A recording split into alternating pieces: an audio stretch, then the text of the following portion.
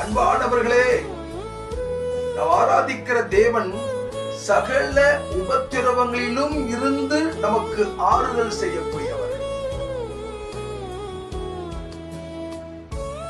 எத்தனை பாடுகளும் உபத்திரவங்களும் நமக்குள்ளே கடந்து வந்தாலும் ஆறுதல் செய்யக்கூடிய ஒரே தேவன் நம்ம ஆராதிக்கிற தேவன் மாத்திரமே.